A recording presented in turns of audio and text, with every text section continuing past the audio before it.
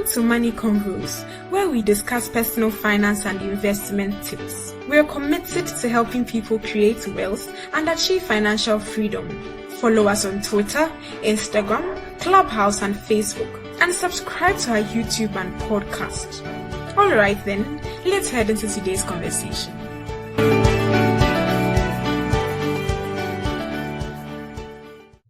Hello, everyone. Welcome to today's Thursday evening conversation on Clubhouse. It's a recorded session, and we would put it up on our podcast and on YouTube and anywhere else that we can save this. So just look out for it. At Money Convos, we have conversations on personal finance and investments. And this month, we have been talking about certain life cycle events, certain key decades in our lives. We started with the 20s, how people struggle with getting out of school, getting a job, finding their feet, then into the 30s where the pressure increases, then into the 40s last week where we had our two men on the fourth floor sharing their thoughts, and it comes with more responsibilities we learned.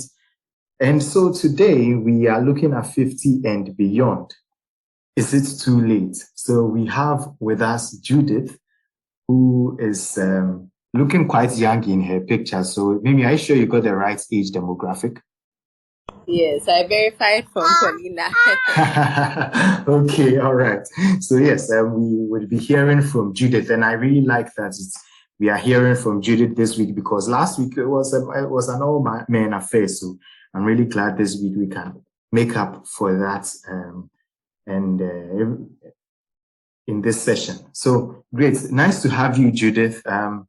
Thank you. Wonderful. I think we've been in a room before. But I won't be surprised. Yeah, we've not had a direct one-on-one. So who would like to do an introduction? Last week I did an introduction for Barney because I know him. So, Paulina, would you do us the honors? Tell us a bit about Judith, or would Judith tell us a bit about herself? Please, I will not be able to do her justice, so please let her tell us about herself. Okay, Hey, Judith, please. It's your Polly. Is that how you are? Oh, Judith, man, trying to man can you into but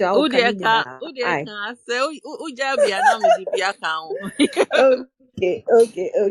So Judith is she's a banker, an entrepreneur, and somebody with a heart for young people. Again, she loves the Lord, and I have known her since September 2019. She lives in London. Thank you. Hey, Paulina. Okay. I think she said enough. Okay. Are you sure you don't want to add on any No, extra? I think it's fine. And I think a lot of it will come out in the conversation anyway. So I'll tell you a bit more about myself as we go along. Wonderful. We look forward to hearing a lot more about you. So without much ado, I'm sure you're familiar with our series, and for our audience who just joined, we've been talking about various decades, 20s, 30s, 40s, and now we want to wrap up the rest. And since you're back, I'm sure you get this part, just doing the terminal value part of our calculation at this point, 50s and beyond. So our first traditional question is, after 50, is it different from, let's say, the 40s? How, and if it's different, how is it different? Maybe a broad overview before we get into specific things to look out for, specific challenges and how to overcome them. And we also look especially on the financial side, since it's Money Convos. So a broad overview of the difference of the 50s, please. Okay, so the first thing I'm going to say is that when you hit your 50s, it doesn't feel, or your life, your body, the things that you apart from the little aches here and there, life isn't so much different in your 50s. The only thing which I would say is different is that you become conscious of the fact that you probably only have another, if you are in Ghana, and you have another 10 years when you can work, and when you are in the UK and other parts of the world, then you have another 16 years in which you can work. And so one begins to think about what one ought to be doing, and one begins to consolidate one's finances to make sure that perhaps you are on track for when you retire. But because the world is changing so much, the world of work is changing so much. As I said, in the UK now, the retirement age is 66. They are thinking of moving it to 67 and then 68. And then they are even beginning to think that they are going to ask you to assess yourself. And if you feel that you have the energy, the strength, the drive to continue working, then you should consider not retiring at all. So it's very interesting to see how the world is going to evolve. The world of work is going to evolve in the next few years. For me, I don't particularly want to be working giddy from 60. I would like to take it easy, and I hope that the little investments that I've made will begin to yield a little bit more income than what they are yielding now, so that I can, hopefully be in semi-retirement, not full retirement. So be in semi-retirement. The other thing also that I have found is that once you hit your 50s, you begin to look at life a bit more differently. You want to add value. You want to be able to input into other people. You want to see other people around you also succeeding, perhaps younger people than yourself. So you want to input into them more. So your interests are no longer so selfish. They become more outlooking, and you want to involve yourself in what is happening around you in society, in the world. For me, at least, that is what I feel.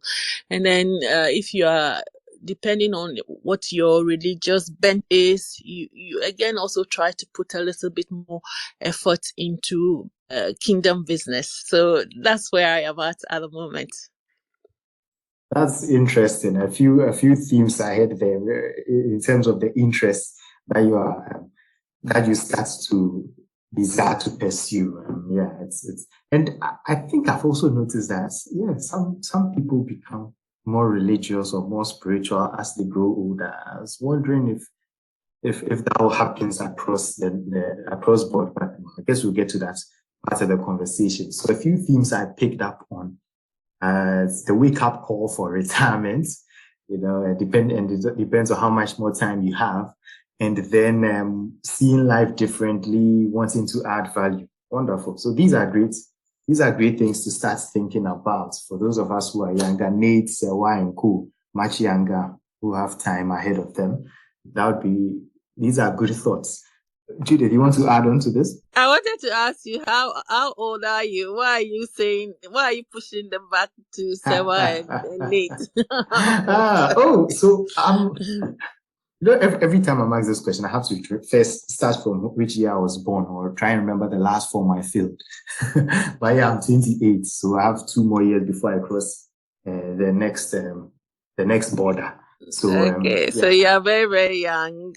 Very, very young. 28, I've been engaging with my 19-year-old cousin who is in university, and I feel so old. When I told him my age, he actually screamed, "Hey!" I was like, bro, I'm not that old. Calm down. So interesting. So I've seen that there's some interest, a lot of people want to engage with you. But let's start with our speakers before I get into the direct questions. Mimi, Jennifer, Paulina, welcome, Jennifer. Mimi, Jennifer, Paulina, do you have any initial thoughts or questions for Judith before I delve into the planned questions? Then we'll hear from Nate and Oti. No, not for me. I'm listening keenly to see what the 50s have for us. That's great. Jennifer, how about you? Thank you very much. Good evening. Is it only me that noticed that Judith really talks like Paulina? It just reminded me of Paulina when she was talking. Yeah. So yeah, come to think of it. Yeah, most of her words, the way she dragged her words and all of that, they remind me of Paulina. No, I guess it's a UK She's my song, mom, isn't it? actually. She's my mom, so Oh, no wonder. yeah, Eddie came, so we're right. The apple didn't Yeah. fall so far from the tree. You know what I'm saying? Yeah. Please go ahead. So, and thank you, Judith, for taking time to do this with us. I really like the way you said that 50 people start to look at things that will transcend, go beyond them. Today, I was having a conversation with a colleague, and she was talking about somebody who is like workaholic and has a website running something that's very vital to our industry, and the fact that the person does it alone, and the person hasn't planned succession, like, oh, when I'm no more capable of doing this, what is there for the company, and then the hobby that I'm doing, as well as, let's say, any impact I want to make in other people's lives. So it's really good that you are, let's say, 50 and above, and you've gotten there, that you are thinking beyond, let's say, yourself, your kids. You are thinking of impacting the world and other things, and also religion. We'll take some insights from you, so that when we get there, we won't, please pardon me for saying this, but we won't make the mistakes that you made, and we can learn from you. Thank you very much. Okay, so I'll be very, very open and share, so that hopefully when we finish the session, you go away having received something which you can take away to help you in your future planning.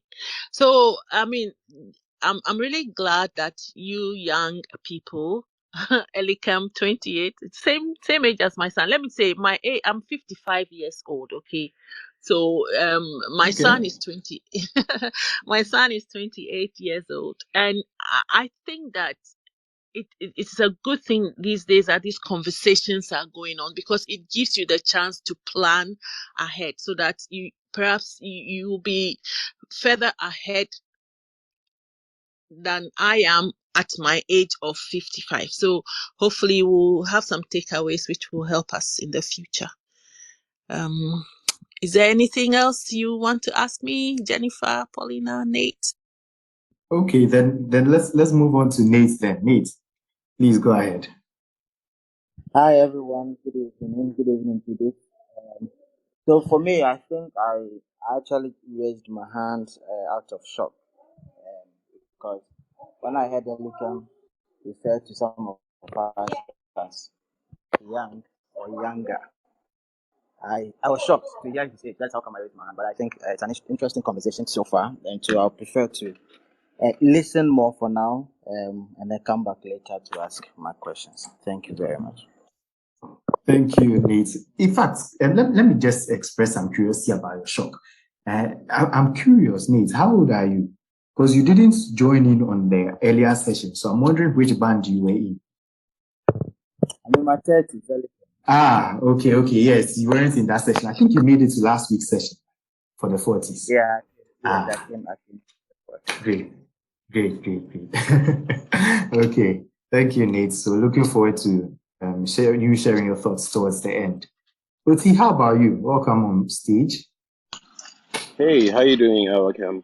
I'm great, Oti. You? Is it pronounced Alakam, right?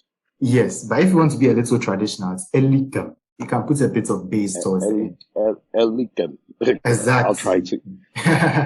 So, I'm still, if you can explain the question, is it too late for what, or is it just general life question?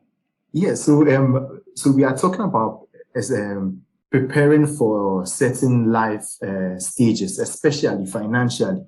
Is it too late for someone in their 50s to figure things out? And especially as Judith even started with retirement, so we are looking at answering that question, and we are hoping to draw from real life experiences. And from a Ghanaian perspective, or from the Western world or the US? Anywhere is welcome. Because it's kind of relative, because what is considered young in the Western world is not considered young in Ghana. Like, for example, I turned 40 back in June 19, and that's considered young in the Western world. But in Ghana, I think that's considered old. Well, from my perspective and from the Western world, uh, like when I was in my 20s, I was trying to rush through things a bit too much. And God kind of slowed me down. So through circumstances. So because like by the time I was 28, I had a MBA, I had a Master's of Accounting, I was working on my CPA, and I had a BA in economics. Uh, then life issues showed up, and I was held back, even though I had all those qualifications. So, but I was such in a rush that by the age of 30, I wanted to accomplish certain things. Wanted to be working for one of the big four accounting firms, Deloitte and Touche, PricewaterhouseCoopers, KPMG, or what's the other one? Ernst & Young. But God took me through a different path, and it has blessed me a great deal with the path He took me. I ended up working for Hulu, for True Religion Blue Jeans Company, for All Three Media, the producers of Undercover Boss. And that path He took me, which was kind of like a wild path. Next thing, I'm doing accounting for Dr. Michael K.O. Bing, working with several other celebrities. And when I look at, so the first thing that I'll say, the first advice is God. God should be the main center of your life. You know, that I cannot further emphasize. I don't care how much education you have, but God should be the center of your life. Second thing I'll state is, in the Western world, at least, too much education is not necessary. You know, like in my case, having all those masters and stuff, I use it, I benefit from it, so I'm not against education.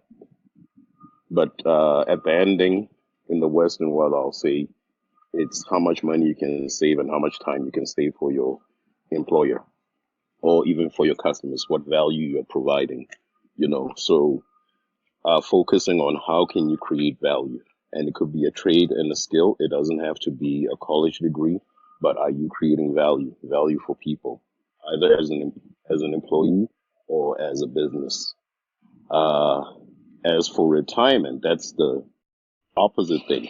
Now, the whole irony in the US is, if you start investing for your retirement at an earlier age, it actually improves your wealth, because I have a tax background and I see how the tax impact has.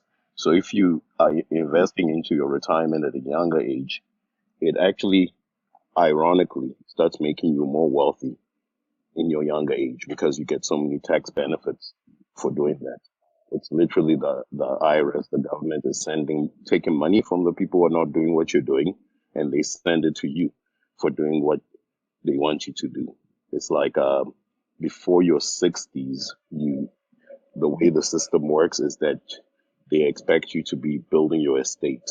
Then after your 60s, especially 70 and a half, they expect you to start liquidating your estate.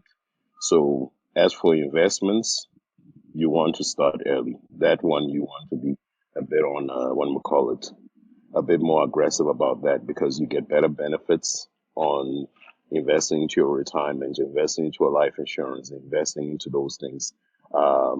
Then another thing that I've learned, So, Uti, looking back. Hi, just a pause. Since you brought up the issue of retirement, if you could just hold on a bit. I want to take some experiences on retirement, then we circle back and get some more points. How about that? Okay, sure. Great. Thank you, Oti.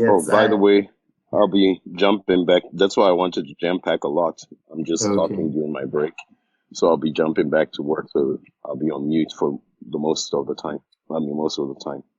Okay, great. Thank you for sharing that part while you could. There was a certain part about adding value, and I like how Uti mentioned that yes, God is important, and how life can throw you curveballs. But usually when people start saying these kind of things, they usually follow it up with lots of these educational degrees are irrelevant and not important. So I really like how Uti clarify that they are also important, so why have one when you can have many things that will help you? So thank you for that. So Papano David, welcome to the room. How are you doing? I'm good. Kim, how is everyone? Sorry I'm late. I was handling some stuff, but I'm here now. I'm doing well. Thank you. That's great. It's good to hear you're doing well. Jennifer is also fine. Yes, Jennifer is fine. Okay, so you know the topic. So Judith, back to you. So let's delve more specifically. Let's talk about retirement planning. How exactly should people in their 50s get a plan for their retirement on the financial side of things? And how can those of us who are not yet in our 50s plan well ahead of time? Okay, so since my background is in financial services, and for a while I lived in Ghana and I ran a pensions fund trustee. Okay, so the idea is to start as early as possible. I think in Ghana, in the informal sector, you can start at 15 years old. So if you start as young as 15, then you don't have to be putting away so much money.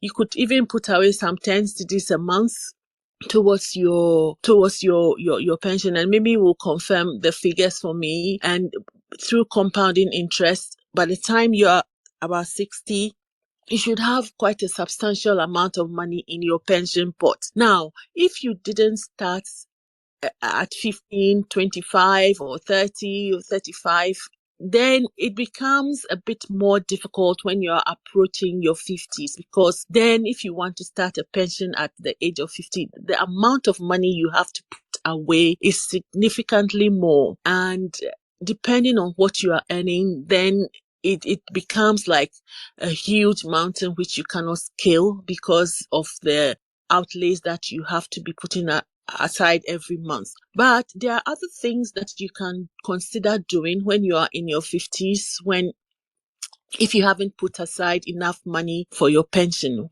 And I think the first thing one ought to do when one hits 50 is to do an audit of, all the things that you own. So take a paper, draw a line, vertical line, put assets and liabilities, put down everything which can be converted into money on one side and all the things that you owe on the other side.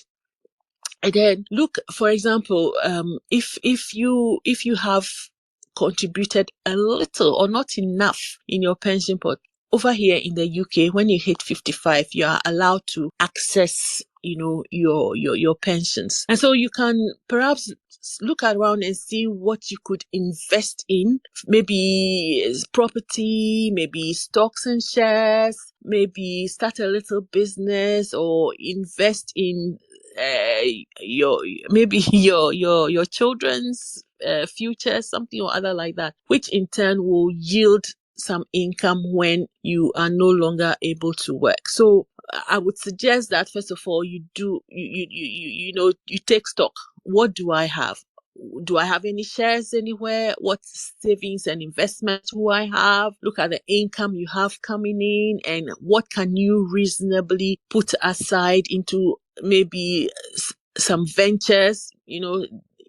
These days there are so many people always looking for someone to invest in their business. So you look at it critically, see if it is worth investing into and what you will reasonably expect to come out of that when, down the line. And also you have to become a bit more intentional about saving, putting money aside. So if you are still working, fortunately, whether it's trading or working for somebody else, whatever your income is, then you have to be intentional about putting some money aside on a monthly basis. If there's money coming in regularly, that is. Again, because there are so many investment vehicles around, places you can put your money.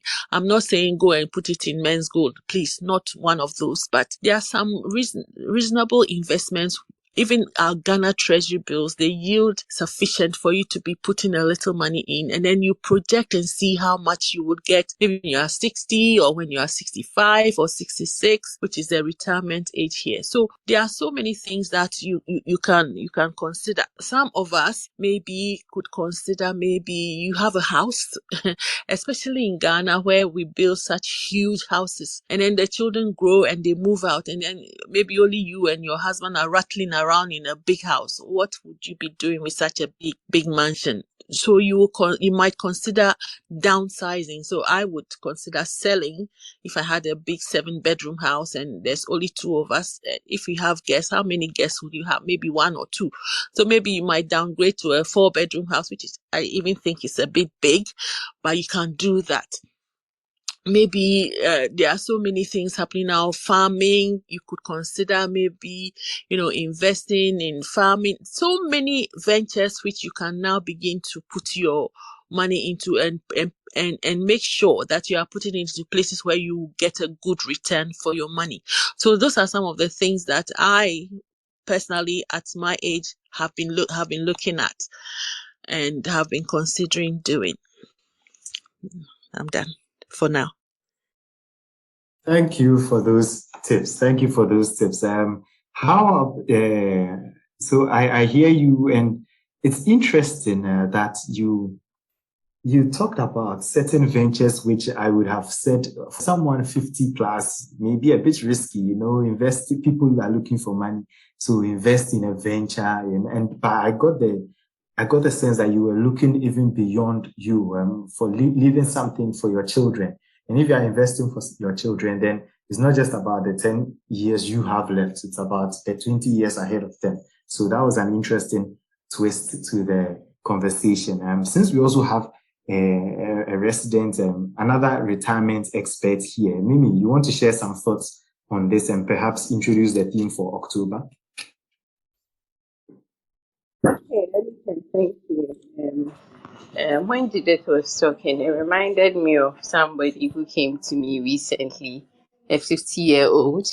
And I mean, we had to use a pension plan to see where he is, whether he's likely to achieve whatever goals he set for himself. And it turns out he was very away from whatever goal he had set. Unfortunately, because of time, he had to be saving about 3,000 Ghana cedis every month, and this person's basic salary is 4,000.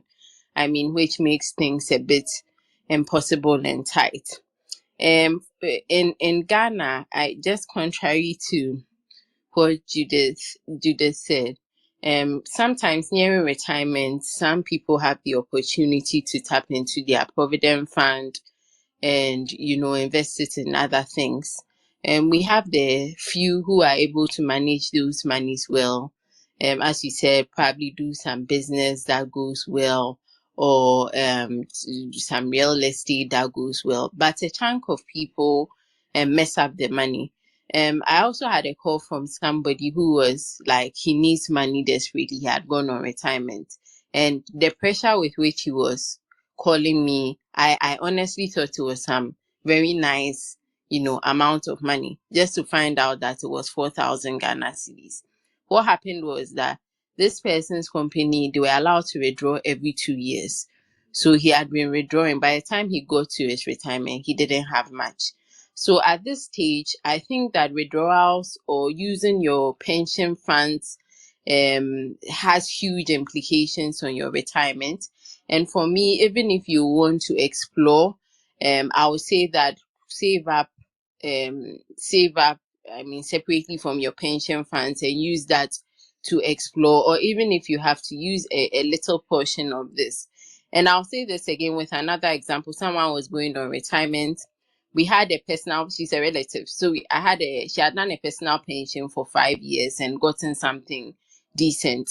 So she was a business person. So I spoke to her and we agreed that, okay, she would take the personal pension and use it to travel to wherever, go and bring goods. Unfortunately, things didn't go well. So she was unable to recoup that part of her money. But luckily for her, a chunk of her money she hadn't touched. So in this part of the world, it's some style, but if you can use a small percentage to test the waters, and if things go well, you put more money in, I think that will be fine.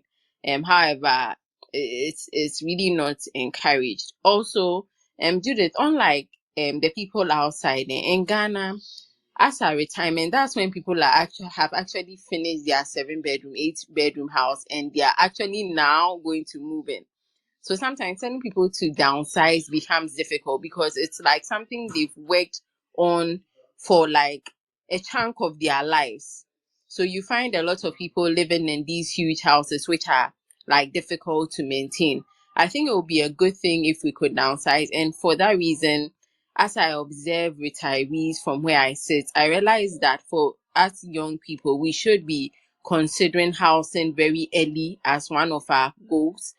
So that when we get to retirement, that wouldn't be an issue. Then it becomes a less emotional decision to let go of the big house, which I don't even think we should be building anyway, to make room for something that fits. If you have money, why not? An apartment in Ebri or a house in Ebri won't be bad at all. So that's with the little I have to say. And of course, I think as time goes on, I'll also add the calculation on the implications of some of these little contributions we make, taking into consideration the age you mentioned for the informal sector, 15 years. Thank you. Thank you, Mimi, for adding those pointers. Thanks a lot. So to anyone who just joined, we are discussing the various life stages. We've started a series with 20s, then 30s. Last week we did 40s. Our men on the fourth floor shared their experiences, and today we are bringing on some. We are hearing from Judith, and it's good that since our last week was an all men's affair, unplanned. But it's good we are hearing from a lady's perspective this time. So it's great to have Judith share her thoughts. Judith is a banker and Pauline, I've forgotten the other one you mentioned.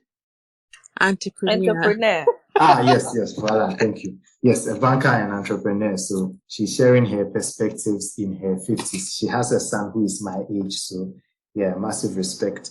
Okay, so back just to go a little further on the retirement side of things. How, as you said, one should do the audit, even for someone who has planned. How do you know what amount you need? How do you know what amount should be in your retirement account so that you can start planning towards it if you don't have it yet? And if you have it, you know that, okay, I've reached where the minimum I need to be. How do you do that calculation? In the UK, usually there are benchmarks, okay? They'll tell you, so this is how much you can reasonably expect to need when you reach a certain age. But you yourself, you should look at your lifestyle now. For example, if you are 30 or 40 and you have children, when you are 50, 60, hopefully your children will be grown up, so you won't be needing that money. So what do you spend on, maybe at which, if you have a mortgage, when do you reasonably expect to have finished paying your mortgage?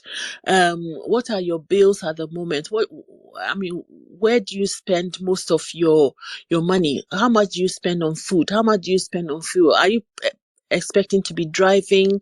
Well, I still drive. Are you expecting to be driving?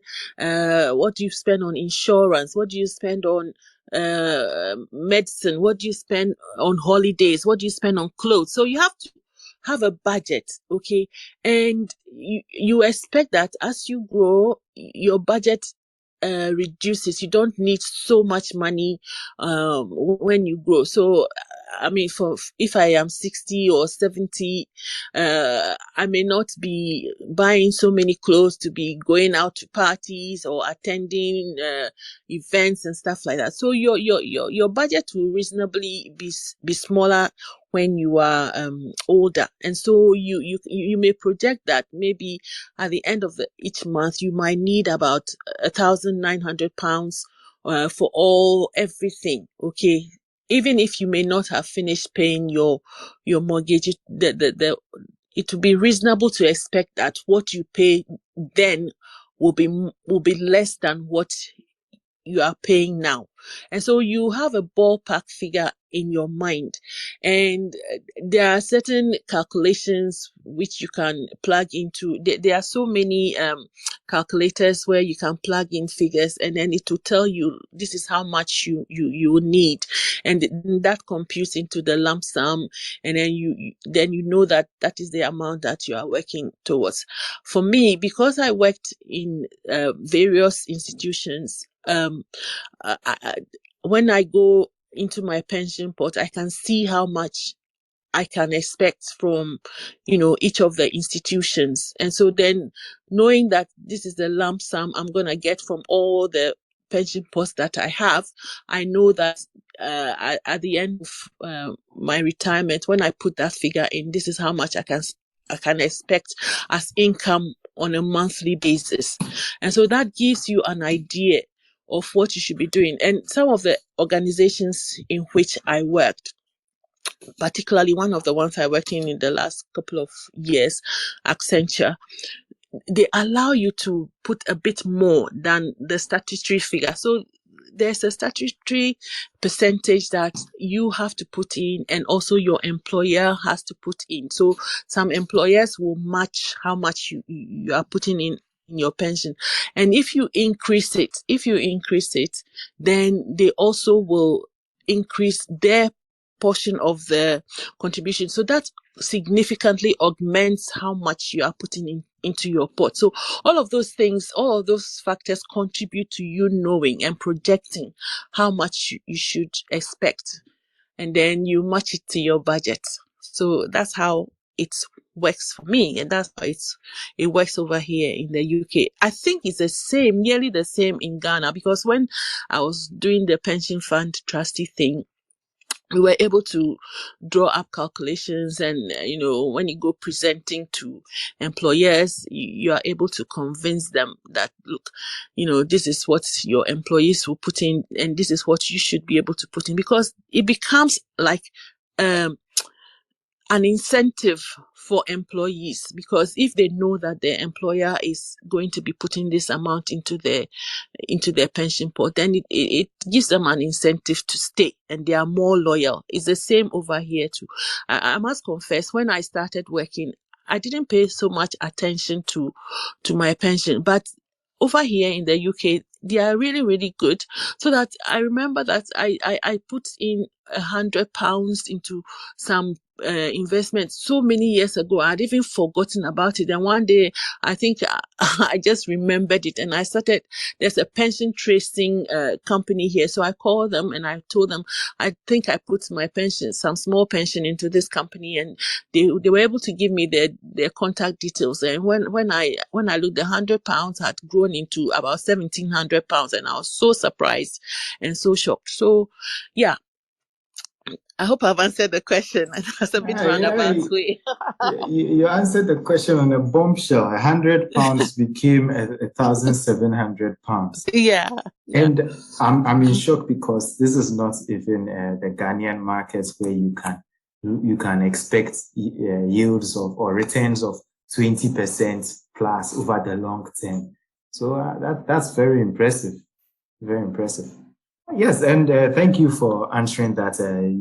It was a very good answer. Something that make people very specific, starting with the budgets, which should be shrinking over time, and also making sure that you are making the necessary payments into your pension plan, and look to see if there's opportunity to add on a little extra.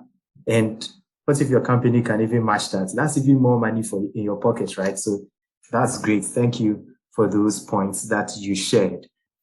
I said I was going to wrap up on the retirement questions, but I just have one last one, especially seeing as you have a son who is my age. My mother would be retiring very soon. So I started having this conversation with her about retirement planning. And on many Convos, we've had these conversations about how to discuss estate planning with our parents. And we read about it in a book, Go Slowly, right? So I've been going slowly. So tell me, as you are in your 50s, how would you like your children to have these discussions with you? What strategy would work? Should they give you a nice bowl of fufu before they have this conversation with you, or whether works for you? Okay, so because I've only got one son, he knows a lot of what I have, what to expect if I'm not around, or when I retire, and beyond that. So I think that the thing is to make sure that first of all, you make your nearest and dearest aware of what you have, what they can expect, what you can give to them, how you can help them.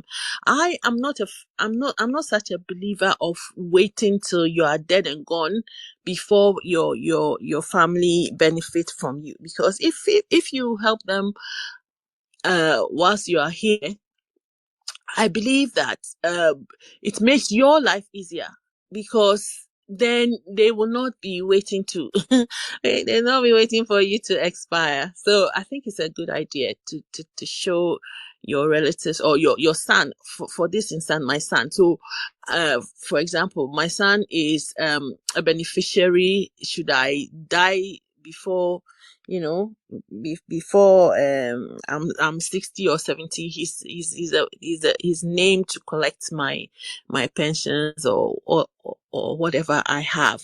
The other thing also is this, that I as I told you, because I'm so interested in investing in future businesses and stuff like that, I tell him what my plans are, how I want to even diversify into like buy to lets. Buy to lets are where you buy property here and then you let it and then you get rental income. So you get the rental income and then the property also appreciates in value. So if you wanted to sell it, then you would make some money out of that. So those are the things that I do with my son. The other thing I want to say is this, that at this age, it is also a wise thing to make sure that you consider making a will. Because you never know what the future might hold. You never know what would happen tomorrow. So it's also a wise thing to consider making a will. The other thing I also want to say is that it's not all about waiting till you are old and then you collect your pension. Well, whilst you are young, and I'm not joking, at 50, your bones begin to creak. Whilst you are young and you can enjoy life a little, please don't put all your money into a pension and wait till you are old and then you collect it and then you can't even go outside your door because your body may not be strong enough. So I'm a great advocate in also enjoying life a little bit as you go along. If it is that one day you want to drive maybe the top of the range Toyota or the top of the range Mercedes, when you are 60 or 70, it becomes a little bit more difficult to drive, okay? So when you are younger, maybe even in whichever age you are, 28, 38, 48, 58, please also make time to enjoy life and to enjoy some of the things that you are trying to save for. Because when you are old, you may not be able to enjoy them as much. Thank you for that. Just music to my ears. This is the point where I tell you that Judith bought a new car recently. I get to sit in that car, but I will get to sit in it by all means. Okay, Judith, this counts. Carefully, stop revealing all the secrets. So as Judith has said, while we are young, 28, 38, if we can afford it, let's get the top of the range Mercedes. I believe Judith was speaking directly to me. So I'll just work a little harder and make that money so that I can enjoy it while I'm still young. Thank you.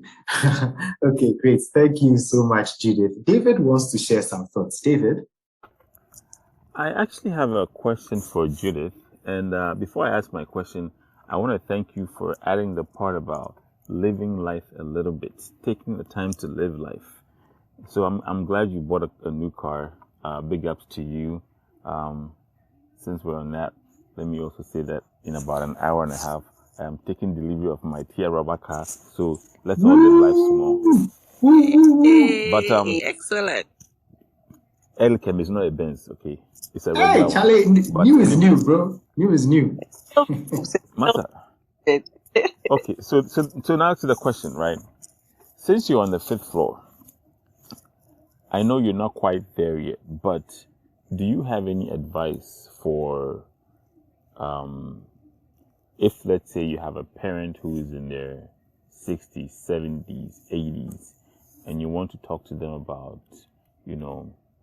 and it's a parent who doesn't necessarily share their assets and liabilities with you. He's not very, very open about it. And you're trying to talk to them about, hey, let's figure out what you have and don't have, and make sure that all the paperwork and everything is in the right names and it's where it's supposed to be. Do you even have a life insurance? If you don't, then ask the kids, we can try to not necessarily plan for your death, but just, put our ducks in place so that in case something happens, we know how to handle it. Do you have any advice on how to start this conversation with somebody who is in their late 60s and 70s? Thank you. It has to be done with a lot of tact, I would imagine, because, and also depends on the kind of relationship you have with this person. Okay, if you are close, if you're a close family, if you've always communicated with the person, then the person may not look at you suspiciously, like you are pushing them into their grave, right? So you have to be tactful about it. And I think that I'll use an example of my mom. So I remember that so my dad died before my mom. So then my mom held all the properties that my dad had. And so we would have a conversation as to what she would want us to do with her property when he was gone. Even we even went as far as to discuss where she would be buried should she die. Okay. And so I would approach it with tact and openness and with a little bit of, an explanation. I think when you explain why you want to have those conversations, then it will be received in the spirit in which it is said. Now, if you are a child who has always been greedy and grasping and always wanting to take property, then it's going to be a bit more difficult. And I can't even begin to tell you how you should treat that. I would not even touch it. But the encouragement would be to find maybe someone who your parent trusts, if not you, and get that person to broach the subject. That is all I can think about. I'm sorry, I didn't really have that difficulty, and I was the youngest. One of the youngest of my parents, so it wasn't even my place to have such discussion. But if it was me, as I've told you, my son has an idea of where everything is. He knows my PIN numbers, he knows my account details. So if anything happens, it wouldn't be so difficult for him to, my stuff. I hope that helps. I don't think it does much, but Well, it helps. It helps. Unfortunately, I'm dealing with somebody who is notoriously stubborn, and I think from the onset, it feels like them having to even give up that information to them feels like they're giving up control. Like they are resisting the whole point of, now I'm not even at the point where, I can control my own, stuff, and my kids are now trying to tell me what to do, when to do, how to do it, and all that kind of stuff. So there's a lot of resistance from there. But like you said, we're dealing with it like baby steps. We're taking baby steps. You ask one question, you get some resistance, you back off a bit, and then you try again the next day. Just baby steps. Hopefully we'll get there. But thank you for that response. All the best. I'm sure Yeah. you get there. You get there. I hope so too. Thank you. If it perhaps take him on a ride in your new car. That may help. Elikem, I'm glad he's not here because he's not aware of my tear rubber car yet. Okay. There are no pictures just yet. Hey, we'll speak back though. All right. David, there is something that Judith said that I don't know if you heard, but she said that she would ask whether what the person wants them to do with her property in case she's not around. When you take it from that angle, then it's not as though you want it for yourself, but you are asking so that you know what to do for them. And I think that way it comes out from a place that is not self-centered, so the other-centered rather than you-centered. I don't know if you get me. Yes, I get you, but so for my situation, it's not so much of we want to know what you have so we know how to split it. It's more so of we want to know what you don't have, because in case something happens, we know how much it is that we are all going to have to bear, what the cost is for all of us, versus, how many Tricycle buildings do you have? So we know that I'm getting one, I'm getting two. It's the opposite side of it. But, he's a very stubborn man, and we're doing the baby steps thing. So hopefully at some point we can get there. Because right now we're all if trying it's anything like my father, then I'll say that just prepare. Just prepare. That's exactly what I was about to say. Yeah. Right now we are all just preparing, because you ask him one question and the story will start from when he was 2 years old and his father did this and his mother did that. And then before you know, you've listened to like a 4-hour story that did not even answer your question. And then you give up. So we are all just preparing for, the whatever the situation is. If it does happen, if it's like right now, we've all we've discussed what funeral costs are in the States, 15 to 20 grand. And if it happens, okay, kids, everybody, this is how much you gotta, put up for the cost. So Have you considered taking out one of those funeral plans, or you don't think it's a good idea?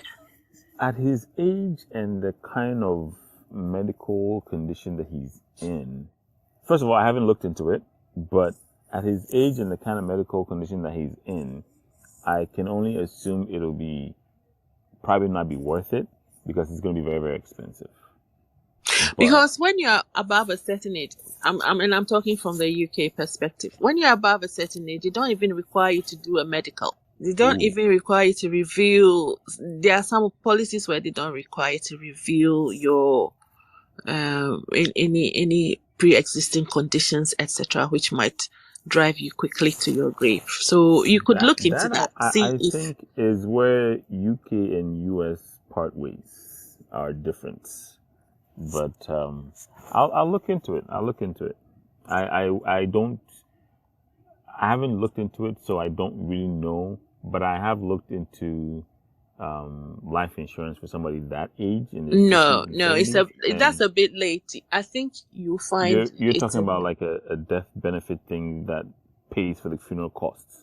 Yeah, I think even in Ghana it exists, right, Paulina? And I have heard of those, but I haven't looked into it. And one of the big insurance companies even has a funeral home, so that when they pay you, they can do it in their own funeral home for you.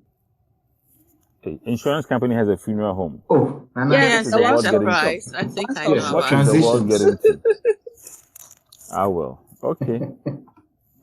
So yeah, it's in Ghana. It's doable, and as I have a similar plan for one of my in-laws, because of the age is similar to the age you were looking at, and as to the specific terminology of the contract and showing pre-existing medical conditions, I didn't see anything like that There was just once you do the policy, if the person dies within 6 months, you wouldn't be paid. So besides that, you can just check the contract too, but it's a package that is offered in Ghana. So since the person is in Ghana, you can look into that. It's about 2 or 3 times the cost of the premium of someone my age. Then again, at my age, it's not that much, so it's quite reasonable. Some thoughts, we've shared some thoughts with David to help him consider how to have a conversation about, should I say, estate planning or planning towards the end and life beyond. So we hope that's helped everyone here. We would all at least have some parents at that age or be nearing or have other family members around that age. So these are good things to start thinking about. So if you just joined, we are having a conversation about various life stages. In this series this month, we've done life in the 20s, life in the 30s. Last week was life in the 40s. And it's nice to see that both our men on the 4th floor are here in the room right now. And this week, we are just having a conversation with Judith, who is in her 50s. She's sharing her experiences with us. Judith is a banker and an entrepreneur, and she has experience for both Ghana and the UK. Interestingly, she was running a pensions trustee in Ghana before she went to the UK. So these conversations about retirement are right down her alley, and you can see that she's been practicing it with her son even having her pins. That's some next level stuff. So yeah, interesting. Okay, so I would ask another question. Beyond just retirement, how about risk management in general? You mentioned insurance, looking at some of the expenses, medical expenses. What are some of the things you should do in your 50s towards risk management? Can you share some light on those? Okay. I think that it's always a good idea. And this is what something I've started doing. I didn't do it earlier on. It's always a good idea to get healthy.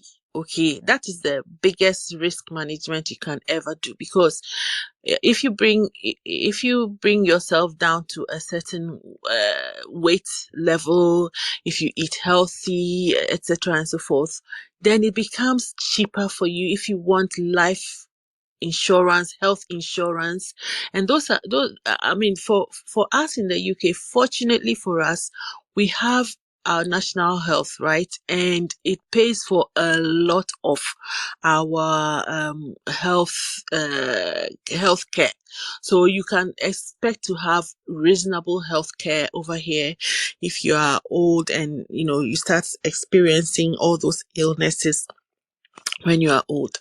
But it doesn't prevent one from maybe looking into other healthcare. I haven't really bothered with that so much, because thank God I haven't had any major health issues. So I'm just happy to remain on the national health. But when I was working full time, now that I'm partially working, my employers were always really great. I always had private health care. Okay, so it was something that I took for granted, but I never even had to use it. But if you are in other parts of the world, particularly in Ghana or the USA, I believe that they have to have health care, private healthcare. If you don't have an employer who is paying into it, then and I understand it's really, really expensive, sometimes up to about $500 a month, which is astronomical. But those are some of the things that you can think about. Then thinking about insurance, of course, everybody has to have their property insured, right? In case of anything which happens, your house can be built back for you. Then contents insurance, insure the contents of your house. If you have, expensive jewelry, which I don't have, or expensive gadgets, which I like, then you should really insure those things. Those are the ways in which you manage your risk. You never know. Sometimes, even if you are traveling, take out travel insurance, because again, you never know, especially now with all the things which are going with the COVID and everything. You never know when you might fall ill wherever you are. So always make sure that you take some form of travel insurance when you are going somewhere. The other thing I also think one ought to do is, for example, how shall I say it? Sometimes, especially in your 50s, it becomes a bit difficult. People begin to think of you as old and out of the door. And so it becomes, sometimes it becomes inevitable that you might be made redundant and stuff like that. So if you are made redundant, or if you lose your job, then perhaps you ought to be looking at some kind of income protection. And those things are not expensive, Sometimes it's just even as little as 10 pounds, or so 10 pounds is about 80 cedis a month, right? And about $8 probably in the US and Canada and all other places. So those are the kind of risk management I think one ought to consider. To be honest with you, I just do the basics. I do life insurance. I pay into that. I do the usual, the car insurance, the fully comprehensive. There's no point in doing third party. Why would you even want to do that? If something happens, then you lose your car or you lose your asset and you don't have anything. I do house buildings insurance, stuff like that. So those are the kind of risk management I do. I hope that has answered the question. Yes, you have answered the question. Thank you for that. We've covered the basics that we should look at, and I think with these ones, the premiums are cheaper when you are much younger, so that's good. Interesting first suggestion, though. Who would think that when we talk about risk management, the first idea is that you should get healthy? So thank you for that. Though I disagree with you when you say you don't have expensive jewelry. Your shades look really expensive. If you don't value them, you can just tell your son that perhaps this is what I would like. Okay. All right. So Jennifer has a question she wants to ask you. Jennifer, please go ahead. Okay. So, Judith, I would like to find out, you being a financial professional and all, would you think that went into your planning for, let's say, your kids, the timing of your kids, the schools they went to, and the training that they got and everything? Because you sound like, forgive me if I get this wrong, but then you sound like a traditional woman. You speak about your son a lot and all. So would you say that you took, let's say, the timing of your kids, some things, the decisions you took about your kids, your finance background affected this? Thank you. Not at all. I I only have one son, okay, and I had him when I was 27. There was no planning, no thought in it. I just stumbled into it and I fumbled along. I think that for me, a lot of things which occurred in my life were serendipitous. I'm sorry for that big word, but just happened to be at the right place at the right time. I remember when I came to Ghana, and I went for an interview with some guys, and they saw my CV. And when they looked at the CV and they looked at me and they looked at my age, they said, "Are you sure? Are you sure that you did all these things?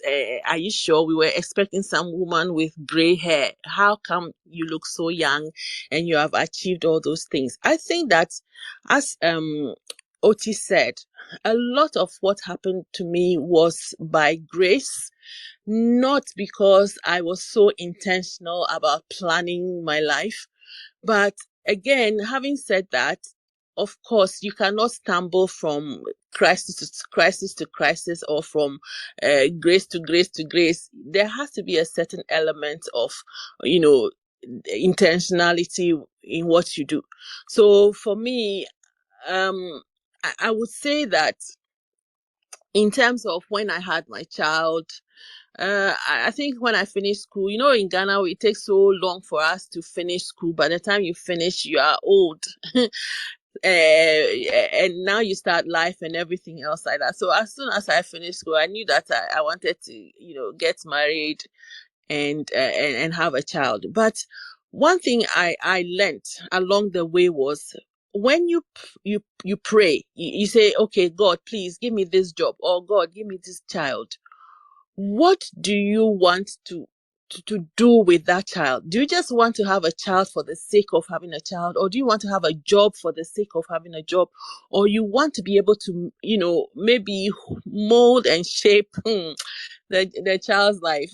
And also, do you just want to go and be in the job, or you want to go and be able to make an impact? So one of the things that I tried to do was, when I receive the thing that I'm fighting for, I use it for some good. So when I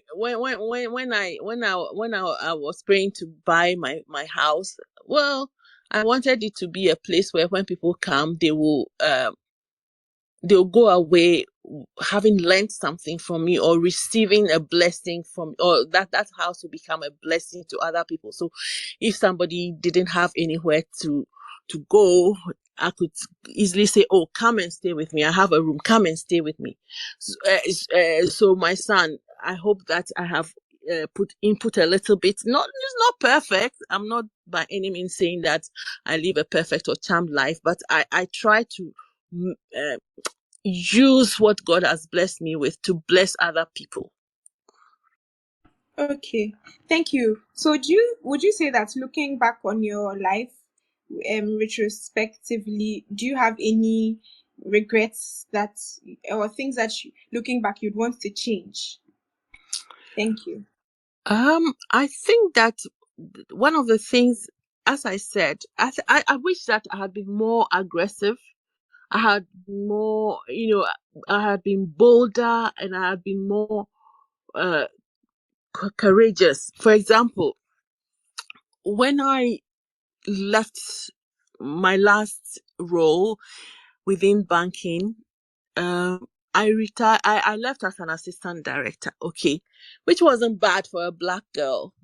But I am so sure that if I had pushed the boundaries a little bit more, I could have risen to directorship and even perhaps be running a sector of the.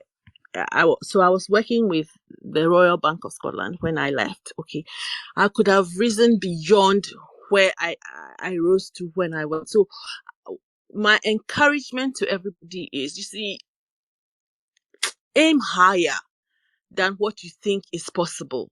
So dream wildly and have big, hairy, audacious goals, and push the boundaries, especially the women. Push the glass ceiling.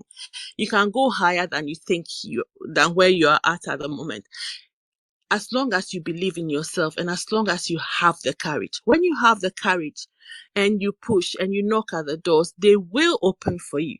And I wish that I had pushed harder than I did, even though without even pushing as much as I should have, I did go higher than most people my age in those days and at the time when I started in the bank. So push harder.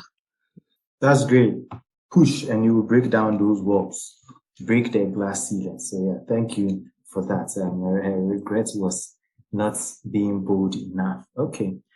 Thank you so much for sharing your experiences. You've been very candid and open, not holding back. So we really appreciate it. A lot of young people in here. Douglas, for example, is in the room. He's barely out of university. So Douglas, you can start planning for when you are 50 in about 30 years' time. So you see the way ahead, and you can know what to do now to make sure that it goes on well. And that goes for everyone. Nate and I, who are just young people, will work out for us well. Okay, great. So at this point, I would like to invite anyone else who has questions to ask. Then we could start wrapping up the conversation. Jennifer, you have one more question you want to ask? Yes, please. So, Judith, normally you hear people who are older, let's say the baby boomer generation, they look at the Gen Z and say that we are, so Elikem, I'm part of Gen Z, please. They say that we are quite lazy. And do you have anything that you say you want to impart to the Gen Z generation, Gen Alpha, so that, I don't know, if there are a lot of people in the audience, they could take from this? It may not be a hindsight something, but something you've identified as encompassing that generation. Thank you. Judith, so if I may, before you go ahead, Jennifer, can you please explain these terms, the age ranges or the years that they were born, so that to give people context? Okay, so we have the millennials, and then the millennials are people 1980 to 1994, and then Gen Z is 1995 to 2000, I think 2000 or 2010, and then Gen Alpha is from there coming down, the Indomie babies. Yes, please. Thank you. Okay, great. Thank you. Judith, please go ahead. Okay, so so what the thing that I have realized is that some of the people in that age range are still really ambitious. They are intentional about where they want to go, what they want to do, how they want to do it. But as well as that, they make time to have fun and to enjoy themselves, take holidays. I don't know how many holidays my son takes in a year. It's only since COVID that he has slowed down because a lot of the borders are closed. But really, sometimes in a year, he and his girlfriend take about 4 holidays, which I think is a good thing, because people around my age, some of us, especially those of us who grew up in Ghana, we never ever used to take holidays. Even when it's your holiday, people work through their holidays and stuff like that. But I think that your generation, you are taking time to experience life in totality. Okay, so you take your holidays, you learn, you make use of technology, and you experience things. I think that is a good thing. Take time to experience life and enjoy it. But also the thing which sometimes I think could be done a little bit better is that when you experience a little bit of difficulty, then you throw up your hands and you give up. But you have to be tenacious. You have to push. It says that if at first you don't succeed, try again.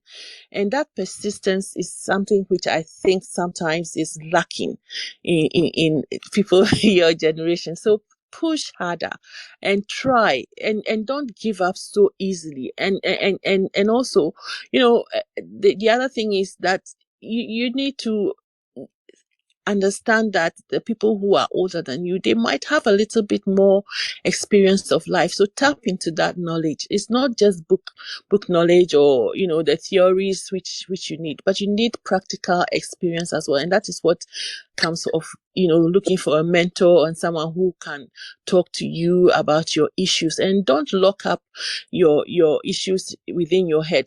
Let them out so that you don't have so much emotional baggage. The world has changed, and there's so much more information and how to do things and how to achieve this and how to achieve that.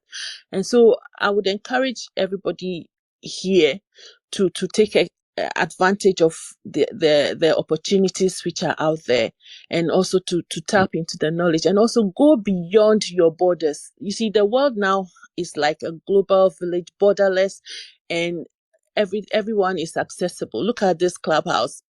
There are people from all different parts of the world, and so you can learn so much more from within a short space of time. So take advantage of all that is available. Nice one there. Thank you for those words of wisdom. And at least I know that I'm older than this generation, so I can look back and point fingers. Jennifer, I hope you were listening and taking notes. Abide by these words. Let them never depart from you. Okay. All right. Thank you so much again, Judith. Sewa, please go ahead and share your thoughts or ask your question. Okay, thank you. So I'll say that thank you so much, Judith.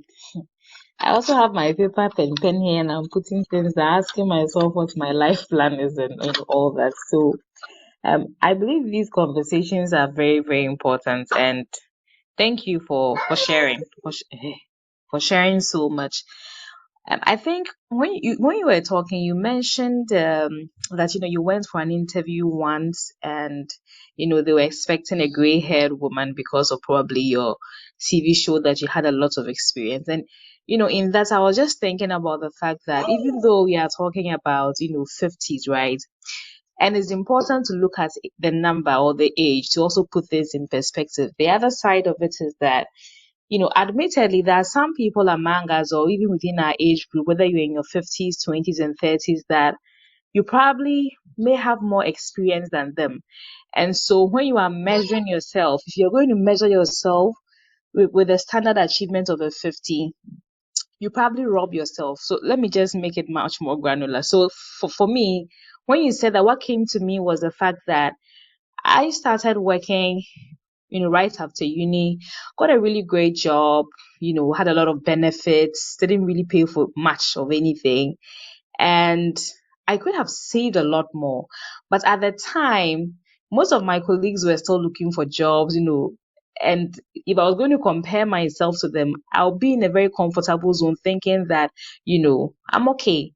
But if I really compare the opportunities I've had and the opportunity to have saved or even done much more investments, then I can't compare myself in the sense I've robbed myself. I don't know if that makes sense. So in as much as we are using the age as, something to put things in perspective in terms of our plan, and also look at the opportunities you've had. Because sometimes the opportunities you've had can even, look like somebody who has had those opportunities in their 40s. Because usually people in their 40s, probably are building houses and things like that. But there are 20s and 30s who are probably done finishing their house and things like that. So don't compare yourself by age, but look at how much exposure and experience and opportunities you've had and how good have you made of those opportunities. So that's something I'm really going to keep in scope when I'm making some of these decisions, that I'm not only going to, compare myself with my age mates and see what I should be doing, but really, if I look at the opportunities I've had, how great have I made of those opportunities, and how have I set myself up for a better future for myself? And I think the last thing that really got to me also was about the fact that dreaming, don't keep yourself, don't keep your dream so little. Like, the possibilities are endless. So I think it was really great hearing that from you, because sometimes some of us working in corporate, sometimes we feel like, some of the roles are very daring and you don't know even if you're up to the task. It was really nice to hear you, affirm how important that was. So thank you very much for the conversation and bringing some things to my mind as well. Thank you so much. Welcome, Ewa. You're welcome. You see, there's a saying that whether you think you can or whether you think you cannot, both are true. And so why don't you think you can instead of you cannot? Give yourself room to, to make it. I think I always say this, that the battle is usually won in the mind. So your thoughts open the doors for you. And if your thoughts are telling you cannot, or this is not for you, or you cannot be rich, or you cannot make it, or you cannot be healthy, that is exactly what happens. So everything happens in the mind. That is my philosophy anyway. And I must say that I wish I had this philosophy from the beginning. As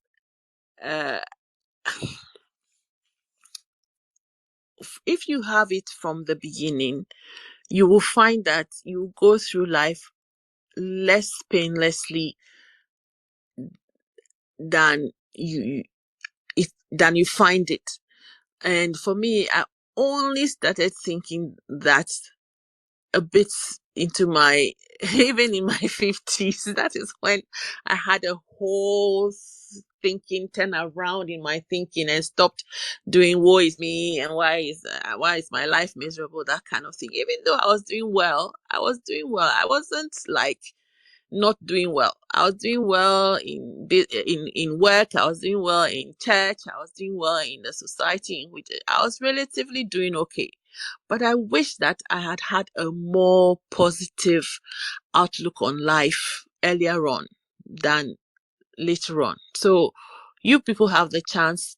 Think positive. Think faith. Think that, I can do all things through Christ who strengthens me. And not just words. Don't just say it. Believe what you are saying. And I am sure that you will have a successful life. That's great. That's great. So I was really taking notes in there. Thank you for sharing your thoughts on the conversation so far, Judith. Thank you for reaffirming it. I found it interesting how you said you didn't start thinking about some of these things until your 50s. And who would have thought? It seemed like you had everything figured out and the stars were just aligning to suit them. But that's great. So while we are young, those of us who are young, let's have the right mindset early on. Reminds me of the conversation we had. I think this was last month. What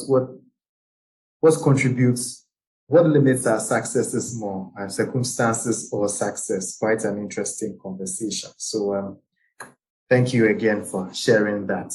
Mimi, you have a question you would like to ask, and anyone in the audience can feel free to raise your hand and ask a question to Judith. She's on the floor and she's sharing her experience as someone in her 50s. And we as young people, and also David, who is also close to the 50s, can all learn from her experience so that we can all plan ahead. And when we get there, we wouldn't be as surprised. Yes, so Mimi, please go ahead now. Yeah, thank you so much, Judith. A lot of gems being shared today. I just have two questions. So the first one, I know life has its seasons. There's a season to learn and there's a season to earn. I think that in my generation, sometimes we confuse these two, and probably the reason why a lot of us are unhappy. So if you can shed light on these seasons, go about it and make the most of both. And then relationships. How did relationships play out in your journey? Were there was there anybody that helped you, or that was instrumental in your journey? And how do we leverage on relationships? Yeah, basically. Thanks. Okay, so the first one is, you said a time to learn and a time to earn, right? Yes, please. Okay, so I think that one thing with hindsight, I learned was that, I am so impatient. I am such an impatient person, so that when I go into a job, I want to be able to do it right from day one. And then I want to be promoted and to move on. Okay. And if I find that I have done my period of learning, and the way I learn is that I make sure that when I go into a role, of course, over here and in every other organization, there is a structure, right? They assign somebody to you to teach you the ropes, the beginning and everything else like that. And, it is always really important to take your time and listen and write down what you are being taught, because after a few, I think that you are normally given 3 months, right, to start proving yourself, and then 6 months after that. So 3 months and another 3 months, and then you would have passed your probation. Okay, so when you start work in the beginning, everybody expects that you will make mistakes, and so they are kinder to you when you make the mistakes. So take your time in those first few months or weeks of when you start a new job. Listen to what you are being told, write it down, think about it, think about what you are doing. Take your time. There's no rush. Okay, it's better to learn slowly and then run after you've learned the ropes, and to start wanting to make an impact from the beginning. And that's when you begin to make mistakes. So take your time. I remember one of the first shocks I had when I started working in the bank. So, I mean, what is cashiering? It's just collecting money from people and giving money to people, right? But I remember that the first week I was left on my own, somebody came to withdraw £500. And to this day, I have no idea how the person may have walked away with £1,000 or whatever. But at the end of the day, my till was out by £500. And it was such a shock to my system. And it would have been a mistake which would have been, prevented if I had just taken my time, because I was told that when I am giving out cash, I should write down how the denominations which I gave out. So if I was giving out £500 and I was giving out maybe 20 pound notes, I should write 20 times 20 and 10 by 10, so that is 500. Okay, so at the end of the day, if your till is out and you'd written the amount on the withdrawal slips, then you will know where your mistake came from. Okay, and that day, because there was such a long queue and I wanted to serve the customers and get rid of the queue, I didn't write my denominations on my withdrawal slips. And that is how I had the £500 cash error. So take your time, learn, and follow the rules which have been outlined for you. And once you have mastered the learning, then it gives you the leverage to now, put yourself forward when there are opportunities to, go up. Because when you go up, that is when you earn, right? So when you start any career or you go into any organization, take your time to learn the ropes. And then once you have proven yourself, there's no limit to how much you can earn. So that is that one. What was the second question, please, Mimi? Relationships. Okay. So I was very, very fortunate in my career because the organizations that I worked in, culture there was like more of like them parenting you. And so at the time, it was a time of equality and diversity. So there was a group ethnic minority network. And so you went there and then you made friends with senior colleagues and all of that. And they took an interest in your development. And I remember that, I had, in one of the places that I worked, I had a mentor who I met with on a regular and had conversations with, and friends your colleagues who were also, willing you to do well. And so somebody said, relationships are currency, which you can draw on. So I made sure that I had, relationships within where I was working, relationships within my church, relationships all over the place, and whom I relied on, so that when I was in difficulty or when I needed someone to, advise me, then I had people that I could, fall on who could advise me. So it's always important to nurture relationships. I try as much as possible not to walk away from relationships unless it is one which is going to be damaging to me. Then I try to keep my friendships and, maintain a cordial relationship as much as it lies within my power. Have I answered? Yes, you have. Thank you. That's great. That's great. So, just out of curiosity, Mimi, were those the kind of relationships you're talking about? Did we get the right relationships? Elikan, what did you want? No, I'm just saying. I just want to make sure that our audience is getting the right information and you are getting the answers to your questions. If that's the answer you're looking for, then fine. That's great. Or Nate, what do you think? Don't you think we need to satisfy the question? I agree with you. Well, that's great. That's great. Okay. Thank you once again, Judith. I'm always amazed at your level of how easily you open up and share from your personal experiences. You don't hold things to your chest. When I grow up, I want to be like you. Or Jennifer, don't you think she's a good role model? It's a very good role model. But I want to circle back to Millie's question. I don't think it was about those kinds of relationships. I think it was about a husband and wife and those things. Yeah. So, Judith, if you could shed more light on that one to us well for us. Thank you. Actually, but if you want to know about it, fine. Hey, Elikem, Jennifer, Nate, mischievous children. Well, but so anyway, Jennifer has asked. So let's hear if Judith would like to answer, or she will plead the fifth if it's allowed in the UK. Okay, so currently I am from my husband, but for I think that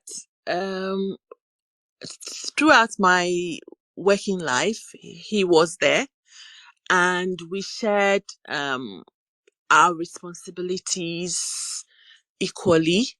I don't think that he was a traditional African husband per se. He did his share of the house chores. For example, when I was undertaking my banking studies, of a Saturday and Sunday, I would go for lectures. Okay, so he would mind our son do my studies. Unfortunately, though, later down the line, we couldn't sustain the relationship. I maintain to this day it was because of his midlife crisis. That's my excuse, and I'm standing by it. But yes, my husband was very, very helpful in terms of looking after our son when I needed to go to school, and also in the periods when I was a cashier, there were certain weekends I had to work, and he looked after the baby. Of course, I would come home to a kitchen which was like a bomb site, but at least he looked after the child so that I could work. Now, at least there were no fatalities. Exactly. And then we tried. Give us some credits. I think I have given you credit. Later on, when I had to then be traveling a lot because of my work, then by which time, unfortunately, my husband had relocated to Ghana.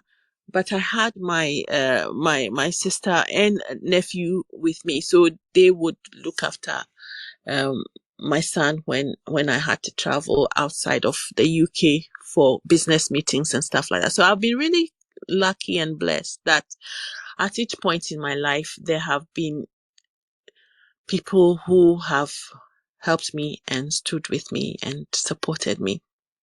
That's great. I think that's the answer Jennifer was looking for. Thank you very much for opening up on that side also.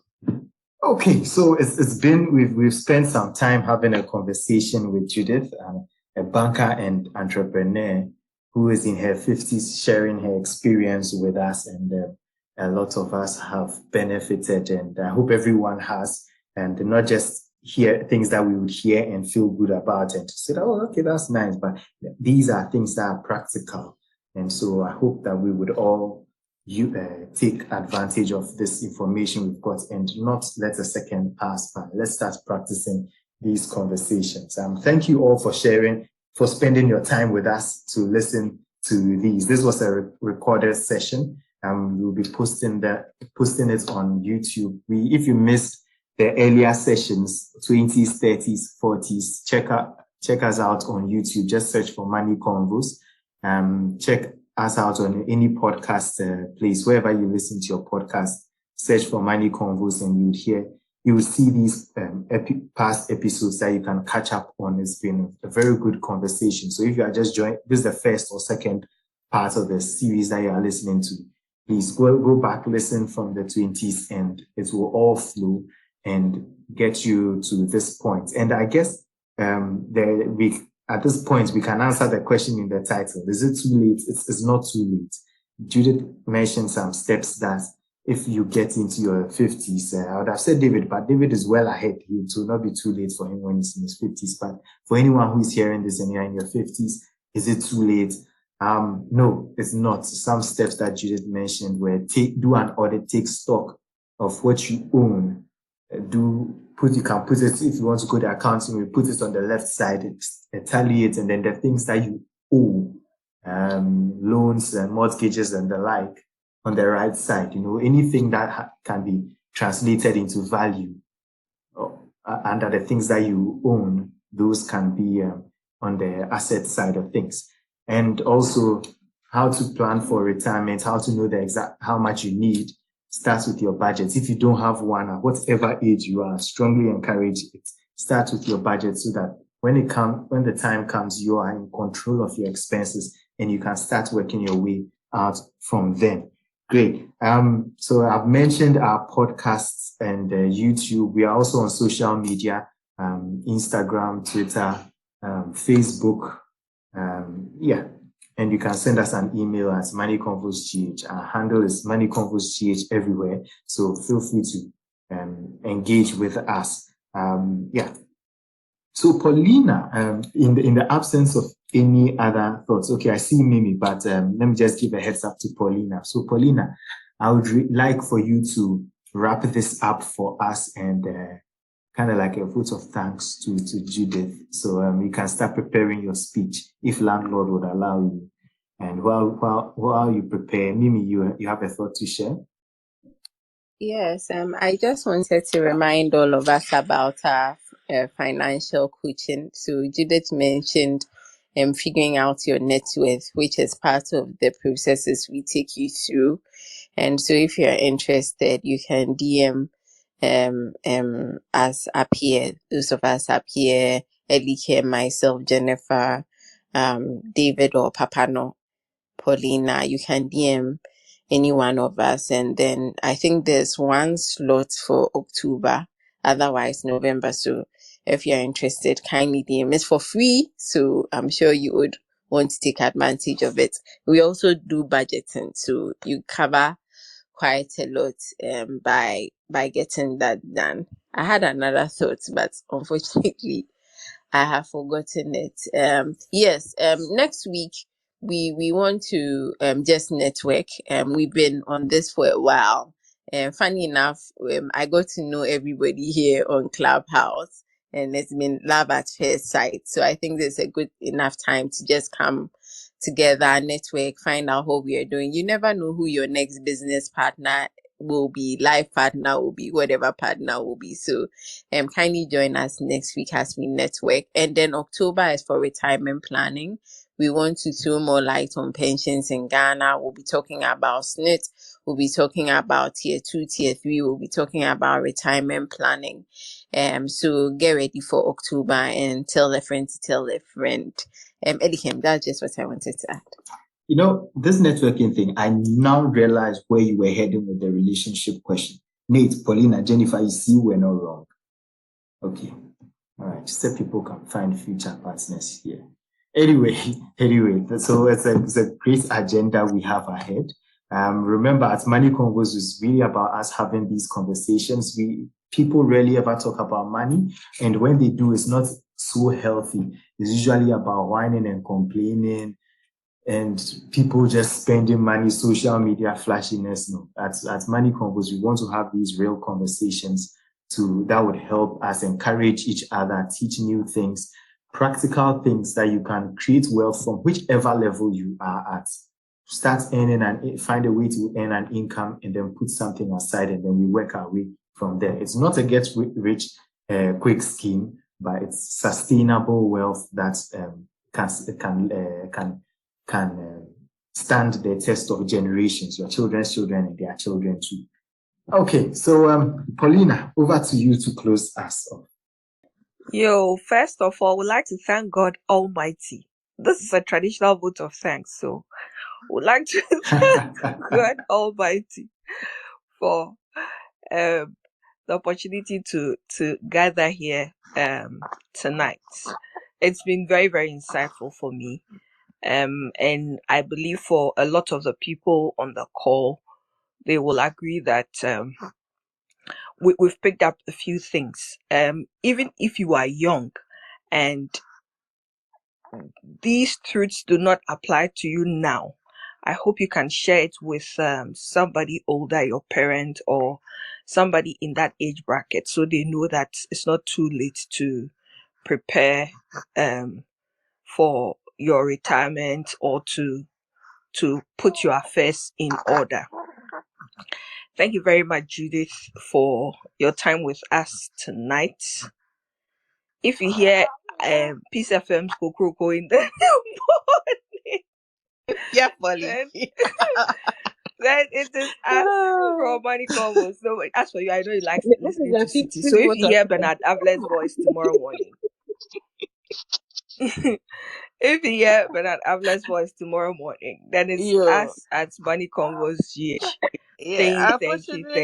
unfortunately, Sweeter Than Honey has taken over from Oh, Bella. sorry, I don't listen to Bernard. No, because the That time is so strange. Who would have thought? Yeah. Anyway, so all of you, I'm extending an invitation. Come to Sweeter Than Honey. Okay, is it a club on Clubhouse? Yes, it is, and we have daily Bible studies from Mondays to Saturdays, 7 a.m. Ghana Elikem, time. you should try it. Yeah. Why are all of you mentioning my name? Why? Because Why? are you? No, it's a lot of good information out there. Okay, yes. Elikem, I strongly we are encourage inviting you especially. Sweeter Than Honey. Judith, what time and which days?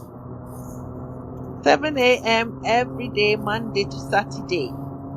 Great. 7 a.m. Monday to Saturdays. I hope all of you will be there. And I think they come in the evenings too. We have some evening sessions too. So when we take a book of the Bible and we discuss a chapter a day, okay? So anybody can contribute to it. Then certain topics come up. Like for example, yesterday we did a session on forgiveness.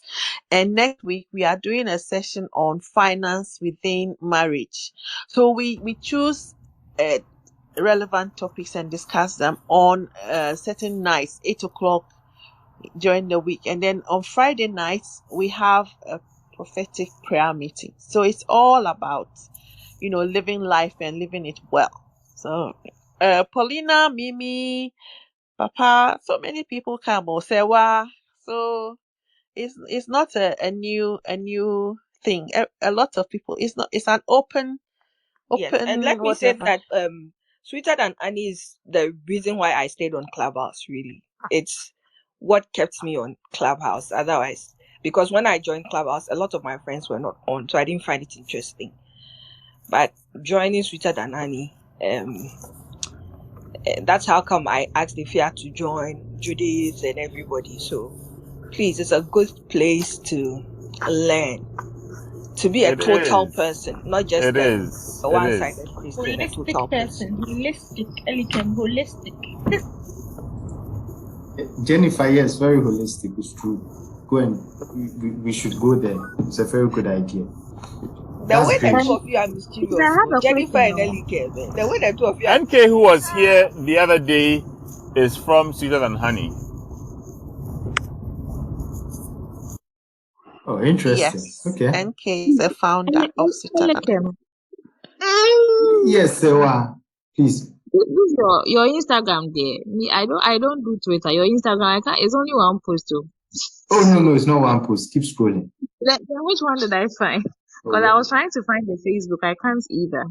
Oh wait. Oh yes. The Instagram of Money Convos. Yes. It's just one post. We are still working on the artistic beauties. Those will come in a bit. And the Facebook It's still Money Convos, right? Yes, Facebook is Money Convos. There we have some content, especially on the 40s topic. Yeah. Okay. Danielle, you wanted to share a quick point before we close the room?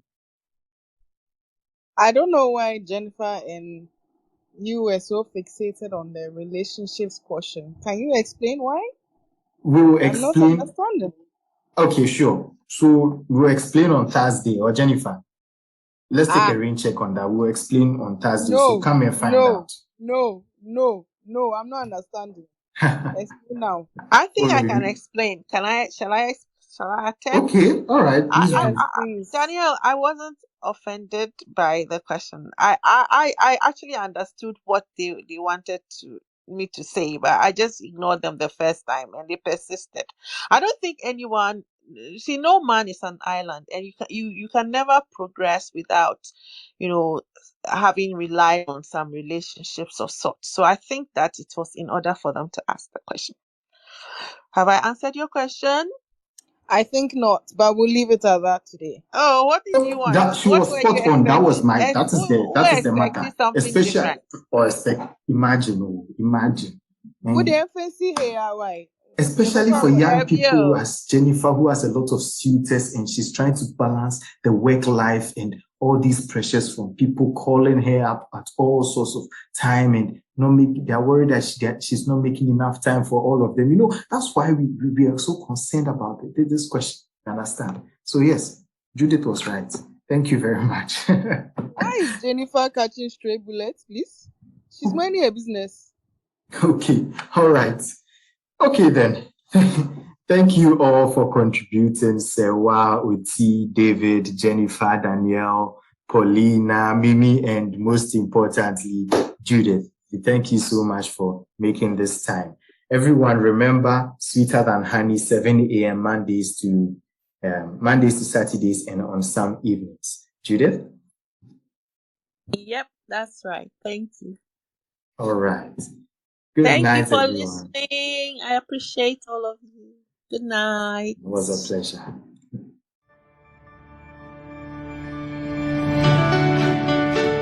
Thank you for taking the time to listen to our thoughts. I hope you learned a thing or two and start practicing. Don't forget to follow us on Twitter, Instagram, Clubhouse, and Facebook. And subscribe to our YouTube and podcast. Do tell a friend about Money Convos so we all become wealthy together. Talk to you soon. Bye.